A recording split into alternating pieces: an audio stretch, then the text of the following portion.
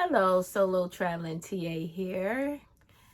Here to give you my review, my latest vacation. I went to Rio Palace Tropical Bay in Negril, Jamaica.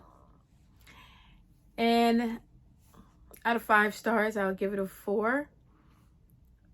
They take this pandemic seriously, and I was glad to see the steps that they were taking to keep everybody safe. So from the moment you get to the entrance of this resort, you have an individual there spraying some type of, I'm going to assume, some type of hand sanitizing agent into your hand. They instruct you to rub it in. Then you're escorted over a few more feet to stand in front of a temperature scanning machine which takes and records your temperature. After which, your bags are off to the side where you're instructed. Somebody will bring your bags to your room later. And you're escorted over to the front desk to check in. Now, I will tell you this. Do not expect a schedule. Do not expect a map of any sort. You're not going to receive it. You're going to receive verbal instructions as to how to locate your room. That's it. So basically, you're going in blind. You don't know the schedule of the restaurants, the hours of operations. You don't know the location of the bars. You won't know anything. So my advice to you is to download the Rio app on your phone prior to arrival or once you get there, so that you will have an idea of where to find the restaurants, the bars, and their hours of operation. Otherwise, you will not know. You'll be guessing. So I think they need to work on that.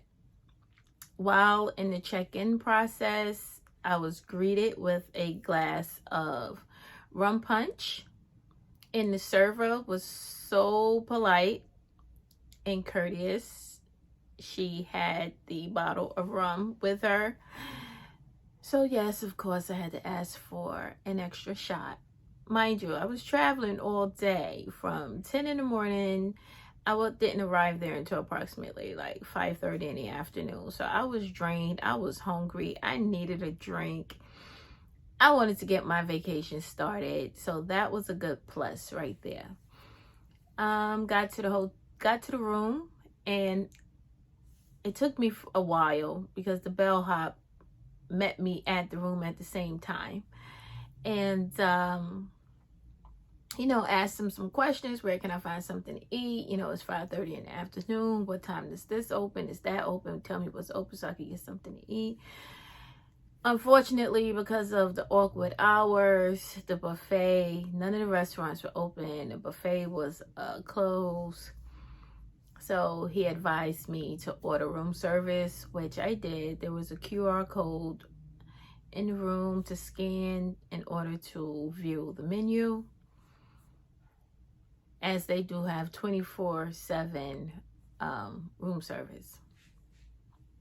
My advice to you when ordering this room service: if you are hungry, order multiple items.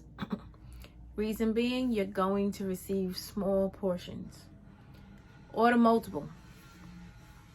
I made the mistake of just ordering some nachos and a Caesar salad, and I'm going to tell you, I was still hungry after the fact. Yeah. And the second thing is, I believe everything is pre-done and sitting in a refrigerator. So the nachos were cold, the cheese sauce was cold. And at a later date, I ordered room service again, and everything was literally cold. The sandwiches was cold. Everything was cold. No, there is no microwave in the room, so you won't be able to warm things up. So just prepare yourself for cold food, small portions. Pretty decent quick service though. My first day, the first 30 minutes I was there, the person who brought my room service to my room literally stood in the middle of the floor like he wasn't leaving if he didn't get a tip. So I tipped him, but it just pissed me off and just made it worse for everyone else. And then I didn't tip anybody else the rest of the week. The buffet in the restaurants. So they have 4 restaurants. There's an Asian restaurant, a gourmet fusion restaurant, a steakhouse, and an Italian restaurant, along with the buffet. So I'm going to assume that because we're still going through this COVID-19 pandemic and the occupancy numbers were very low at the beginning of the week, I can honestly say there may have been 50 people there, maybe 50 guests total, which I'm not complaining about that. I enjoyed it because there really wasn't a wait for anything. But because the occupancy levels were so low, you had 2 choices, the buffet or one of the restaurants. So each night a different restaurant opened. You would not have 2 specialty restaurants open on the same night. There was only one.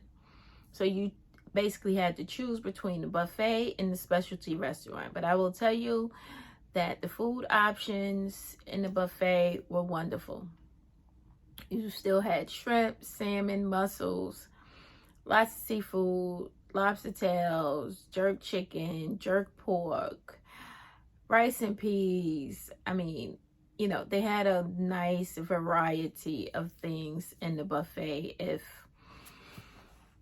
you didn't want to eat at the specialty restaurant. Okay, so that was a wonderful thing. Also in the buffet, most buffets you go to, individuals, there are tons of serving spoons where everybody is serving themselves. No, no, no, not here. You are being served. You tell them what you would like, they are going to put it on your plate. I appreciated that because I take this pandemic very seriously, even down to your beverages. You tell them what you want, they will bring it to you. There was no serving yourselves, which was great. The one thing I did not like was the taste of the food at the Jerk Hut, which is like outside on the beach during the day. It was the same watered down jerk chicken that they served while I was in Punta Cana at the same Jerk Hut. I anticipated and expected a little different considering I was in Jamaica. Like, okay, you're in Jamaica, you're gonna have real jerk chicken, like authentic. No, that didn't happen. But you know, the food in the buffet areas was pretty decent. The hotel is actually on the beach, so you have solicitors and vendors of all sorts walking up and down the beach trying to sell you things. The hotel does try to keep them away from you, so they have a security guard on site to like shoo them away so that they don't come but so close to you as you're relaxing on the beach because you are on vacation. But I'm gonna say to you, whatever you want, you will be able to obtain it at that resort. All you got to do is walk down to the other end of the beach and you have food, you have hair braiding, you have souvenirs, you have everything. You have weed,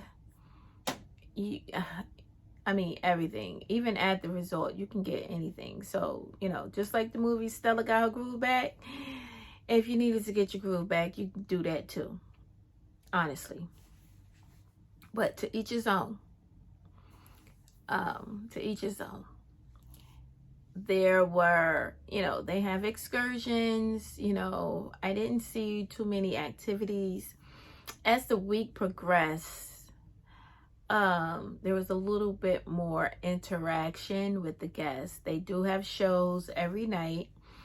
I believe it was at 9 o'clock. Shows started at 9. So you had singing, you had like a dance history thing go on one night. You had youngsters doing the steel pan. You had another band singing, playing music. You had karaoke.